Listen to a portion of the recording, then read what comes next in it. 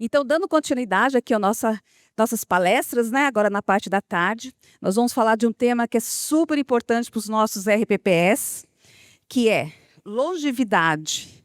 Como aposentados e pensionistas podem melhor aproveitar o seu RPPS.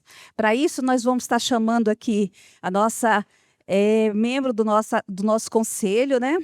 Que é a Márcia Cristina de Santa Albertina. Márcia, por favor. Márcia, é por aqui, ó. Márcia.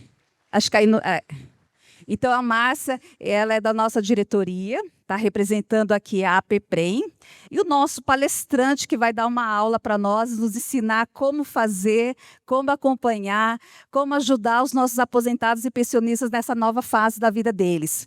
E aqui eu vou estar chamando Gleison Cardoso. Gleison, por favor. Ele vai estar nos falando um pouquinho sobre longevidade.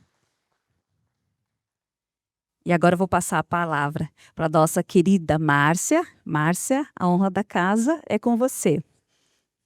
Gleison, uma boa palestra. Boa tarde. Em nome da APPREM, gostaria de agradecer a todos que estão aqui para essa nossa segunda fase do primeiro dia, né, desse encontro maravilhoso. E quem vai falar conosco sobre esse tema inovador, né, para o nosso RPPS, que é longevidade, né? Como que os nossos aposentados e pensionistas podem aproveitar mais do nosso regime. E quem vai falar conosco sobre esse assunto é o Gleison Rubim, e ele é nada mais, nada menos que diretor de Previdência da MAG, e do Instituto de Longevidade da MAG. Ele também é servidor público desde 1993, é licenciado em matemática pela Universidade de Brasília, com especialização em matemática e estatística pela Universidade Federal de Lavras, em Minas Gerais. Também por 25 anos atuou como especialista em políticas públicas e gestão governamental, ocupando diversos cargos na administração pública federal, entre eles o de secretário executivo e de secretário de gestão no Ministério do Planejamento. Também presidente da Escola Nacional de Administração Pública, ENAP, e secretário de gestão da Secretaria de Direitos Humanos da Presidência da República. Então, conosco, o senhor Gleison Rubim, para falar conosco sobre esse tema tão atual. Com a palavra. Obrigado, Márcia. Boa tarde. Bom, primeiro eu queria, na pessoa do Daniel, agradecer o espaço que é concedido ao Instituto de Longevidade MAG, para trazer um pouco para vocês das nossas preocupações e das nossas reflexões com o assunto que tomará uma importância cada vez maior, assumirá uma relevância cada vez maior nas próximas décadas. Da mesma forma como nós falamos muito sobre as mudanças climáticas, as mudanças tecnológicas, teremos que nos habituar e nos preparar para lidar com as mudanças demográficas que o país já vem enfrentando, mas vai enfrentar de forma ainda mais aguda, de forma ainda mais contundente daqui para frente. Um pouco do nosso plano de voo nessa conversa que nós vamos ter é falar da longevidade, dessas transformações que vêm sendo observadas não apenas no Brasil. O envelhecimento populacional é um processo global. Depois nós vamos falar do Instituto de Longevidade, MAG. Aqui ele se propõe, que tipo de projeto realiza, que tipo de materiais o Instituto disponibiliza, inclusive materiais que podem ser do interesse das senhoras e dos senhores, falar um pouco dos projetos que nós realizamos, conteúdo que nós produzimos em nosso portal, que é atualizado diariamente, e também de uma ação mais recente, que é um programa de benefícios que nós estamos realizando com os nossos associados. A primeira frase aqui, ela é provocativa. Primeiro, ela tem uma obviedade constrangedora. É claro que o mundo está mudando. Assim, qualquer criança sabe que o mundo está mudando. Mas aqui, quando eu me refiro à mudança e quando eu coloco este contraponto entre uma criança e uma idosa, me refiro a uma mudança irrefreável, uma mudança que tem características semelhantes a esses dois outros fenômenos que eu acabei de citar. A mudança climática e a mudança da tecnologia, que a todo momento traz um olhar, uma perspectiva diferente, e a gente às vezes tem até dificuldade de acompanhar a dinâmica desse processo. Hoje nós vamos falar especificamente desta mudança de uma nação que por muito tempo recebeu o rótulo de que era o país em que o futuro era dos jovens, para dizer agora que não é mais o país em que o futuro é dos jovens, é um país em que o futuro é dos idosos. Tá? Nós temos no Brasil uma realidade em que as gerações nascidas nos anos 50 e nos anos 60, as gerações do pós-guerra, ganharam 2 décadas a mais de perspectiva de longevidade, de expectativa de vida. Nos anos 50, a expectativa de vida ao nascer no Brasil era de pouco mais de 45 anos para homens e mal chegava a 50 anos para mulheres. Agora, nos dados mais recentes do IBGE, os homens têm uma expectativa de vida de 76 anos, as mulheres de 79,4 anos, ou seja, é possível que na próxima atualização das tábuas de mortalidade nós já tenhamos as mulheres superando esta barreira psicológica dos 80 anos de expectativa de vida ao nascer, e aí nós teremos, comparando com a década de 50, um incremento de quase 30 anos para as mulheres na expectativa de vida, de mais de 25 anos para os homens. Tudo isso nos últimos 70 anos. É como se a cada 3 anos os homens ganhassem 1 ano a mais de expectativa de vida e as mulheres ganhassem quase 2 anos a mais de expectativa de vida. Mas aí eu tenho um outro movimento que acontece de forma paralela ao aumento da longevidade, que é a redução do número de filhos por mulher. A forma mais metafórica de entendermos essa redução aqui, desses números, talvez seja dizer o seguinte: a geração da minha avó tinha, em média, 6 filhos por mulher. Coincidentemente, a minha avó teve 7 filhos, então ela bem próxima dessa média. A geração da minha mãe tinha, em média, 4 filhos por mulher. A geração da minha esposa, em média, 2 filhos por mulher. Eu diria que a geração das minhas filhas terá, em média, 1 filho e 1 gato por mulher, ou só o gato, né, e não vai ter o filho.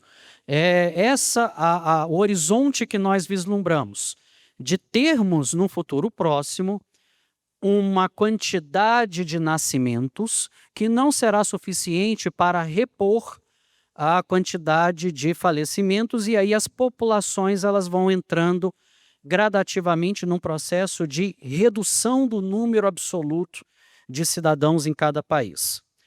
Hoje, Portugal, Itália, Suécia, Japão, boa parte dos países desenvolvidos já chegaram nesta condição de terem uma taxa total de fecundidade que não é suficiente para suprir a quantidade de pessoas que vai falecendo, até por este crescimento do número de aposentados em relação à população total.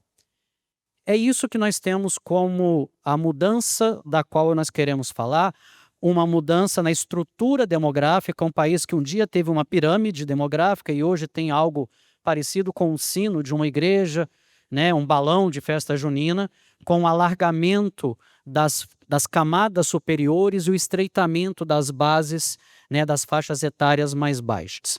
Vamos ver isso na forma de alguns números. Esses números aqui são particularmente importantes.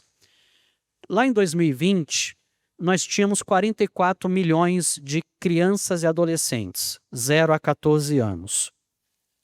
Já agora, no censo de 2022, que foi divulgado em 2023, divulgado ano retrasado, o número total de crianças e adolescentes já tinha caído para 40 milhões. Olha a velocidade com que esta queda acontece.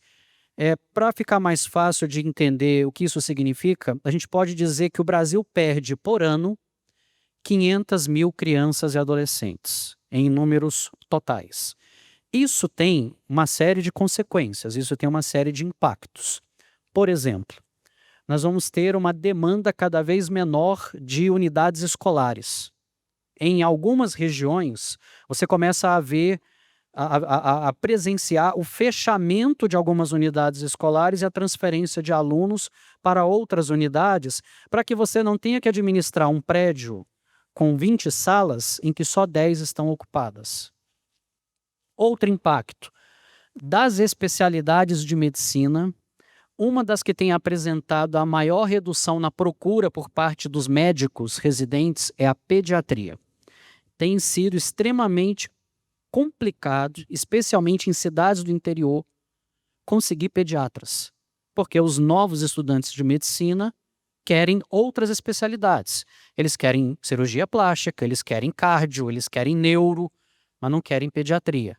Falo isso, inclusive, com o exemplo doméstico também de ter um projeto de genro que é estudante de medicina lá em casa. Na outra ponta, agora vamos, terceira coluna. Em 2020, tínhamos 20 milhões de idosos no Brasil, de pessoas com mais de 65 anos. Aqui tem que fazer uma vírgula. No Brasil, sempre que a gente fala de idoso, tem sempre uma confusão entre se o recorte é mais de 60 ou mais de 65. O mundo inteiro, para efeitos de comparação de estudos internacionais, considera acima de 65. Mas o Estatuto do Idoso no Brasil considera idoso a pessoa com mais de 60 anos. Por isso a gente tem sempre essa dificuldade de fazer duas estatísticas. Uma pelo aspecto legal e a outra pelo aspecto metodológico, que permite comparações internacionais. Aqui eu estou considerando a comparação internacional. O Brasil sai de 20 milhões de pessoas com mais de 65 anos em 2020 para uma expectativa de 30 milhões em 2030. Aqui é bem fácil de fazer a conta, né? O Brasil ganha 1 milhão de novos idosos por ano. Então nós perdemos 500 mil crianças e adolescentes todo ano e ganhamos 1 milhão de novos idosos todo ano. É claro que um crescimento da população idosa nessa proporção também vai trazer uma série de impactos. Você imagina a demanda crescente por serviços voltados a cuidados pessoais, a cuidados médicos, a home care, mas aí também fica parecendo que o idoso só tem esse tipo de demanda. Negativo. Tem todo um mercado à disposição, todo um mercado que precisa se preparar para um público consumidor que será o maior público em pouco tempo. Por quê? Não é só que as pessoas estão aumentando, tendo uma expectativa de vida maior. A própria métrica da expectativa de vida, ela diz muito pouco. Por quê? Só para que também todos tenham isso bem claro. Expectativa de vida, a EVN, expectativa de vida a nascer, é uma medida que é feita para a pessoa que acabou de nascer. Então, quando a gente diz que as mulheres já estão perto de ter 80 anos de expectativa de vida, significa que a bebezinha que nascer hoje provavelmente viverá, na média, 80 anos. Mas não é a mesma medida de quem hoje já chegou aos 60, ou já chegou aos 70, ou já chegou aos 80. A medida aí é outra. É a expectativa de sobrevida. Significa que pessoas que já chegaram até a maturidade têm essas expectativas de vida adicionais. De novo, pessoal, isso aqui é média. Tem gente que já está assim se mexendo na cadeira, a pessoa tem 65, aí ela fala, quer dizer que eu só vou viver mais 18, eu já tenho que começar agora uma contagem regressiva. E aí eu vou dar aqui um testemunho de um exemplo muito interessante do presidente do nosso instituto, Newton Molina, que criou o Instituto de Longevidade. O Molina, ele está aqui, ó, na última fileira aqui, ó. Ele tem 89 anos, o Molina. E ele apresenta essa tabela e ele brinca assim, olha, o pessoal da minha turma, né, em média vai viver mais 6. Mas isso é média, que significa que um morre amanhã, o outro morre daqui a 12 anos. Eu já combinei com o cara lá de cima que eu vou estar no grupo dos que morrem daqui a 12 anos. Então eu vou até 100. Né? E eu tenho sérias dúvidas se eu vou morrer mesmo. Ele usa exatamente esta frase. Tudo isso para mostrar que a perspectiva de uma vida centenária vai se tornando algo cada vez mais real para um número cada vez maior de pessoas. O que antes parecia uma exceção e um resultado heróico para algumas pessoas, dependendo das escolhas que a pessoa faça ao longo da vida, dependendo também do acesso que ela tenha aos serviços médicos, a todo um acompanhamento nutricional e a boa orientação, ela sim está bem preparada para percorrer este caminho. Mas aí nós temos uma questão que precisa ser considerada. O país está preparado para lidar com essa nova realidade? Essa pergunta tem uma resposta taxativa. E a resposta é não, não está. Primeiro, não é fácil para nenhuma nação se preparar para um processo desse, porque isso envolve mudanças em sistema previdenciário, no sistema de saúde, no mercado de trabalho, no design de produtos, na linguagem da comunicação, envolve mudanças em quase todos os campos e ramos da atividade humana. E para isso se precisa boa vontade, organização e tempo. Organização nunca foi muito forte do nosso país. E tempo nós não dispomos. E eu vou dizer por quê. Tem uma medida internacional que avalia a velocidade com que a transição demográfica ocorre em cada país. Esta medida é a seguinte: quantos anos leva para que um determinado país deixe de ter 10% da sua população total formada por pessoas com mais de 65 anos e passe a ter 20% da sua população total com essa característica. Então, quanto tempo leva para que o total de idosos passe de 10% para 20% do todo? Na França, esse tempo foi de 145 anos. Na Suécia, 89. No Japão, que foi o país que fez isso de forma mais curta, mais rápida, 25 anos. O Brasil ainda não terminou esse processo. Nesse momento, o Brasil está com 16 anos desde que a população atingiu 10%, população de idosos. Mas se as projeções forem confirmadas, nós vamos fazer essa transição em 22 anos e vamos bater o recorde mundial de velocidade de envelhecimento populacional, mais do que o Japão, inclusive. Agora imagina para um país com todas as dificuldades sociais que o Brasil já possui, ter que lidar com uma mudança que é quase da noite para o dia. Por outro lado, a gente pode também olhar para esse fenômeno, para esse movimento, como uma oportunidade que vai se abrir para diversos mercados. Também a geração da minha avó tinha não só uma média de 6 filhos por mulher, mas também tinha uma vida extremamente mais sofrida do que as gerações atuais. Ainda convivia com uma série de doenças parasitárias que não tinham sido erradicadas. Ainda convivia com altos índices de mortalidade infantil. Tinha ainda uma dificuldade de acesso a uma série de coisas que hoje nos parecem triviais, como tratamento dentário, por exemplo. As pessoas nos anos 60, 70, muito precocemente, tinham perdas, né, de dentes e nas fases mais da maturidade, geralmente usavam dentadura, o que hoje é uma coisa que vai se tornando assim, quase que uma imagem do passado. A alimentação também tinha outro nível de sofisticação e de orientação para as pessoas.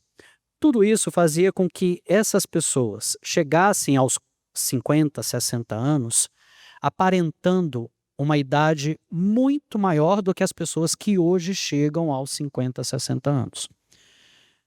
Recentemente circulou no Instagram uma montagem que eles fizeram, pegando para essa novela da Globo que acabou de estrear aí, Vale Tudo, os atores que fizeram os mesmos personagens na versão de 89 e na versão de agora. E mostrando que esses atores têm idades muito parecidas. Então, a Beatriz Segal, que fez a Odete Roitman, tinha 62 anos, e a Débora Bloch, que vai fazer a Odete Roitman, agora tem 61. Quando você coloca uma do lado da outra, você fala, não, mas a Débora Bloch parece filha da Beatriz Segal. E não foi só com elas duas, foi com quase todos, né? O Alexandre Nero parece muito mais jovem do que o Reginaldo Faria, com a mesma idade. Então, hoje, fisicamente, visualmente, a gente percebe que as pessoas chegam a essas fases da vida muito mais bem preparadas, física e cognitivamente.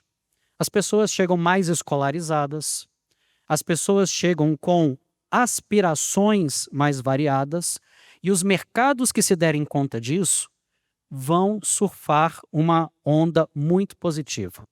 O primeiro mercado que se atentou para o potencial consumidor dessa geração foi o mercado de turismo. A gente está numa cidade turística, né? Eu já tive aqui 4 vezes, até minha lua de mel foi aqui nessa cidade. Tenho certeza que Campos do Jordão sabe aproveitar muito bem o fato de que a pessoa com 60, com 70 anos, ela não está presa à obrigação de viajar só na alta temporada. Ela pode viajar a qualquer época do ano. E se ela pode viajar a qualquer época do ano, é muito bom que a gente possa oferecer oportunidades para que essa pessoa ocupe alguns slots que ficam vazios ao longo do ano. Quem é que sustenta a indústria de cruzeiros marítimos, não apenas no Brasil, no mundo? Os idosos.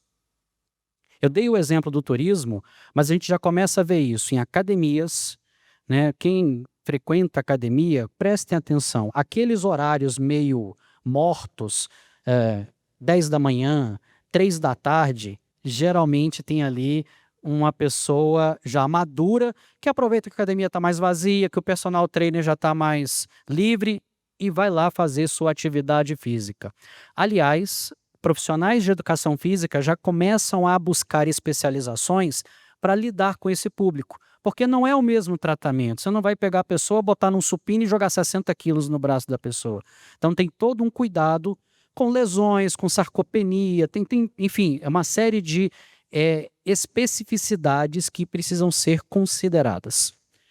Então nós temos aqui, para a indústria do vestuário, para a indústria de cosméticos, para a indústria automotiva, para a indústria de serviços de entretenimento, cultura, gastronomia, um campo aberto de um público consumidor que só vai crescer, como nós vimos nos números agora há pouco. Então a gente precisa se dissociar um pouco daquela imagem, daquele figurino, daquele estereótipo que foi desenhado de que o aposentado, homem, é um senhorzinho de pijama que fica de pantufa ou lá na pracinha jogando milho para os pombos, cabisbaixo. Não é mais essa imagem. Que a aposentada fica ali no tricô, curvadinha, né? Não é mais essa imagem. A gente vê do outro lado aqui pessoas que estão buscando acompanhar o desenvolvimento tecnológico, que estão buscando capacitação. Algumas universidades estão abrindo turmas específicas para os 60+. A UNB, lá em Brasília, acabou de abrir um vestibular para 60+, e nós temos aqui uma série de possibilidades. Mas a gente tem também alguns desafios de ordem coletiva. Por quê? Tudo isso que a gente está colocando seria muito bacana se todo mundo aqui tivesse acesso, ou se todas as pessoas tivessem acesso a tudo o que a ciência, a medicina, a fisiologia, a nutrição pode nos oferecer em termos de auxílio. Nós vivemos num país com extremas diferenças e desigualdades. E aí muita gente, infelizmente, continua chegando à idade da maturidade, carregando no rosto, nas rugas, nas cicatrizes, no corpo, as marcas de uma vida muito sofrida. Essas pessoas são pessoas que, além de tudo, vão chegar nesta fase da vida com problemas financeiros, porque os gastos aumentam, as despesas aumentam, e a pessoa não conseguiu, ao longo da vida, alcançar uma segurança financeira que permita a ela viver da melhor maneira possível esses últimos anos. E aí, como é que nós vamos equacionar a vida dessas pessoas aqui ou ajudá-las a resolver algum desses problemas? De quem que é a responsabilidade? É do indivíduo? É do seu círculo mais próximo de familiares ou é do Estado? A responsabilidade é de todos, porque nós teremos problemas de diferentes dimensões. Nós não temos no Brasil, hoje, ainda assim, esse crescimento vertiginoso do número de idosos, geriatras suficientes para atender a toda a demanda. Nós não temos no Brasil cardiologistas distribuídos de forma uniforme no território nacional. 60% dos profissionais de cardiologia estão concentrados em 3 estados da federação. É um problemão. É um problemão. E aí nós vamos ter uma série de questões de políticas públicas a serem tratadas, endereçadas para dar conta desses desafios. E principalmente o mercado de trabalho. Porque nós vamos ter uma conta que não fecha. As pessoas que hoje estão na condição de beneficiário de um regime de previdência, seja o geral, seja o próprio, seja aposentado do INSS, seja aposentado de um município ou de um estado, diferentemente dos anos 70 e 80, em que a pessoa ficava 15 anos vinculada a esse regime, hoje as pessoas ficam 20, 25, 30 anos vinculadas ao regime. É muito mais tempo recebendo os aportes do benefício a que a pessoa tem direito, e isso é direito dela, mas atuarialmente, qualquer um que sabe fazer conta vai perceber que a conta não vai fechar. Na verdade, a conta já não fecha, ela já não fecha hoje. Alguns regimes, eu não preciso aqui falar estados e nominar, mas a gente sabe de alguns regimes de previdência que têm déficits atuariais rondando a casa do R$ trilhão. Não é bi, é com T, de tatu. R$ trilhão de déficit atuarial. Isso vai melhorar ou vai piorar? Vai piorar. Vai ficar ainda mais grave. O Instituto de Longevidade, ele entra no meio desse contexto todo e ele se propõe a levar para as pessoas informação de um determinado nível que a ajude a criar uma consciência de que não dá para pura e simplesmente, usar a expressão do nosso hino nacional, deitar em berço esplêndido e contar única e exclusivamente com a sua aposentadoria. Primeiro, a partir de uma perspectiva de que a pessoa que se aposenta, ela deve dissociar o conceito de aposentadoria do conceito de inatividade. E a gente usa isso até no nome, né, do servidor, que a gente chama de servidor inativo. Poucos nomes são mais inapropriados, ou adjetivos são mais inapropriados do que esse. Primeiro conceito, e eu aqui faço a provocação para todos vocês, para mim inclusive, não vinculem a aposentadoria à inatividade. Essa é a receita para começar um processo de declínio cognitivo. Há estudos, né, principalmente conduzidos pela Universidade de Duke, que mostram que o efeito da inatividade, daquela pessoa que tinha uma vida ativa, que tinha um círculo social, que tinha relações sólidas e para de uma vez. Ela vai para um sonho idílico de que a aposentadoria é ir para a praia, botar o pezinho na areia, o copo de caipirinha do lado, o óculos escuro, pronto. Pode ser um sonho, mas isso alimenta a alma da pessoa, alimenta as suas expectativas por 6 meses. Depois disso, a pessoa entra numa espiral de questionamento, de se sentir improdutivo, de não contribuir. Então, a inatividade é a pior receita que se deve seguir. Nós, no Instituto, apresentamos para o nosso público uma produção de conteúdo que está organizada em 5 editorias. E eu vou falar de cada uma delas na medida em que a gente vai mostrando um pouco dos nossos projetos, das nossas ações. Uma das nossas editorias mais importantes é a financeira. É a editoria que cuida das orientações que a pessoa deve levar em conta para que ela chegue a esta fase da vida na melhor condição financeira possível. Isso depende fundamentalmente de escolhas que devem ser feitas o mais cedo possível. Longevidade financeira não é um assunto para os velhos, é um assunto para os jovens. O Brasil comete uma série de equívocos, alguns pecados veniais, alguns pecados mortais. Um dos piores pecados que esse país comete é não incluir a educação financeira como componente curricular obrigatório desde o ensino fundamental. Uma criança de 8 anos, ela hoje acessa tudo quanto é conteúdo na internet, e pobre dos pais que acham que ela não acessa, que se iludem que ela não acessa, e infelizmente a gente não dá para esta mesma criança a oportunidade dela começar a entender o valor do dinheiro, que não é fácil de conseguir e que a pessoa tem que lutar muito para conseguir manter um padrão de vida. Eu vou fazer um parênteses aqui na apresentação e fazer um comentário com vocês de uma coisa que mexeu muito comigo. 2 semanas atrás eu vi uma matéria, na verdade foi um vídeo que uma mãe gravou, com a filha do lado inclusive, uma filha adolescente de 12 anos. Tem uma modinha na internet nova agora, que se você quer xingar uma pessoa, você quer humilhar uma pessoa, você fala que ela vai ser CLT na vida. CLT virou sinônimo de pessoa lascada, de pessoa que vai morrer de trabalhar e não vai ter dinheiro nem para pagar a feira no final da semana. Porque na cabeça dessa meninada, todo mundo vai ser um influencer de sucesso. Todo mundo vai ter 1 milhão de seguidores na internet. Todo mundo vai ganhar o dinheiro que a Virgínia Fonseca ganha. Olha o perigo, olha a mentalidade que nós estamos permitindo que as crianças formem.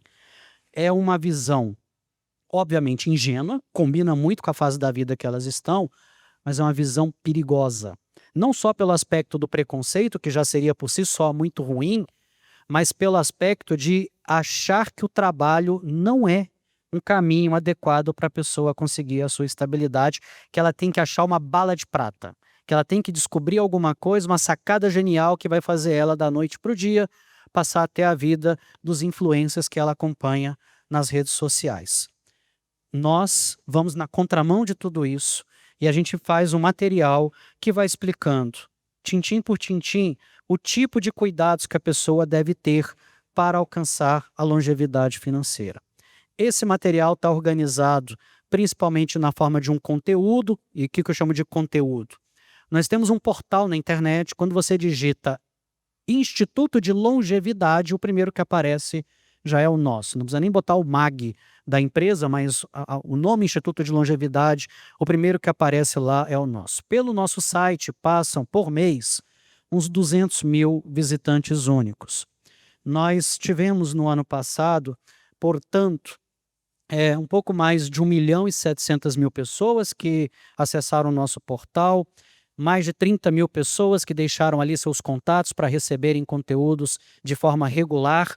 Temos 500 pessoas que são associadas aos nossos pacotes de benefícios e produzimos informações, matérias, artigos, reportagens que chegam a 57 milhões de pessoas por meio dos diversos veículos de imprensa. Neste sábado, por exemplo, saiu uma entrevista minha no portal R7 da Record na internet. Então o Instituto ele é um veículo que é sempre procurado cada vez que o IBGE solta uma nova tábua atuarial, cada vez que você tem informações relevantes do INSS, a gente é reconhecido como autoridade para falar disso. Além disso, nós desenvolvemos um estudo que nenhuma outra instituição no Brasil desenvolve, e é um levantamento que mede o grau de preparação das cidades brasileiras para lidar com o envelhecimento. Há cidades em que envelhecer é mais interessante, a pessoa tem uma qualidade de vida melhor, seja porque ela conta com uma melhor rede de assistência à saúde, ela conta com uma estrutura de atividades de socialização que a própria prefeitura organiza, ela tem espaços ao ar livre para a prática de atividade física, tem uma condição maior de segurança, tem uma condição melhor de saneamento básico. Então nós consideramos um conjunto de 23 indicadores e avaliamos as cidades em todos esses 23 indicadores. A primeira edição desse levantamento, que é uma espécie de IDH da longevidade, foi em 2017, nós avaliamos 500 cidades. Em 2020, avaliamos 900 cidades. Em 2023, avaliamos todos os 5.570 municípios brasileiros. Todos. De São Paulo, capital, ao município de menor população do Brasil.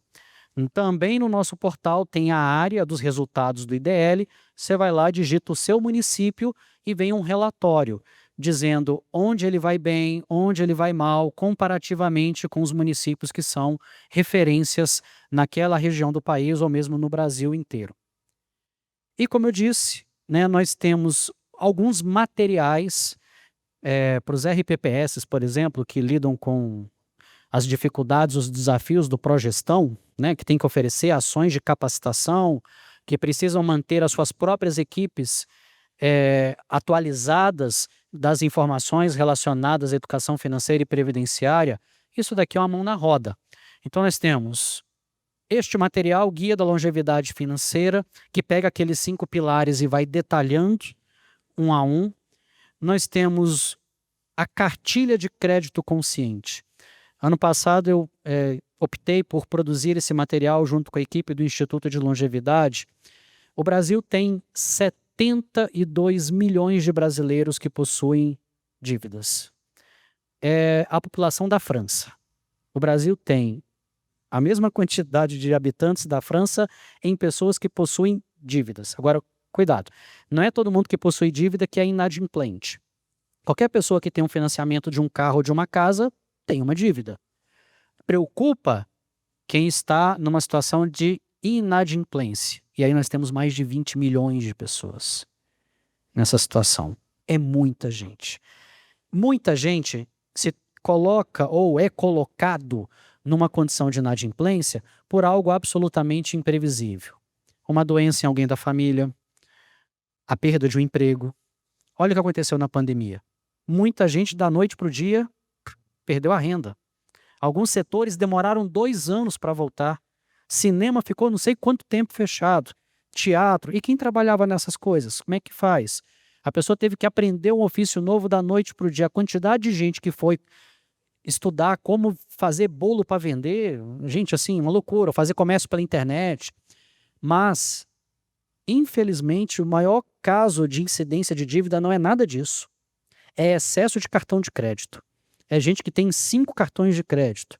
A pessoa tem 1 salário mínimo e 5 cartões de crédito, quando a Receita deveria ter 5 salários mínimos e 1 cartão de crédito.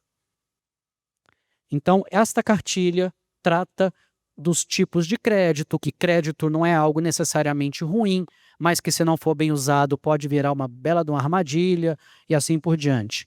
Temos um material para conscientização e da importância de se combater a violência contra a pessoa idosa. Mês que vem, junho, daqui a 40 dias, começa o mês de combate à violência contra a pessoa idosa. Sempre atualizamos esse material em junho. Este material é muito bom. Este material é o e-book de previdência complementar, que em vez de falar na largada de previdência complementar, a gente começa a falar primeiro da previdência pública. A gente vai falar da Previdência Geral, da Previdência do INSS. Toda vez que você assiste um jornal, tem sempre uma discussão assim, é que o Brasil não vai alcançar o superávit primário. Não, é que o Brasil vai terminar o ano com déficit primário. Tem sempre uma discussão que é assim, vai terminar o ano com as contas no azul ou com as contas no vermelho? Qual é o número? O que define um superávit primário ou um déficit primário? É a diferença entre o que o governo central gasta e o que ele arrecada. Muito bem. Qual é a meta para esse ano? É terminar 0 a 0. Qual é a margem que o governo tem? Ele pode terminar devendo 20 ou até ganhando 20 bilhões de reais. Pô, isso é importante. Sabe quanto que a despesa da Previdência cresce por ano?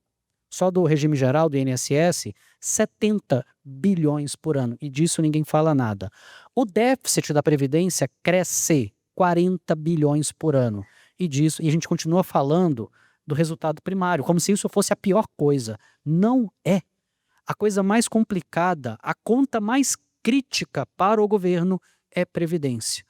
Mas disso se fala pouco, talvez porque se a gente falar de Previdência, seremos mal interpretados como se estivéssemos atacando um direito do trabalhador. É o contrário. A gente está justamente chamando a atenção para esse problema porque daqui a pouco as pessoas terão um direito que não será respeitado, porque vai faltar recurso para honrar esse compromisso que é da nação. O guia fala muito disso. E depois fala bastante de previdência complementar. Nosso portal tem uma plataforma de cursos online, 2 na verdade. Uma em parceria com a DTCom, com mais de 200 cursos que os nossos associados podem fazer livremente, sem limitação de quantidade. São cursos de livre certificação, cursos que podem ser utilizados como uma formação profissional complementar, principalmente na área de empreendedorismo e assim por diante. E temos uma parceria nova com a Aqua, que é o braço educacional da Quanta Previdência. Só uma trilha de educação financeira voltada para a longevidade. E finalmente, quanto tempo eu tenho? 10 minutos. E já estou terminando.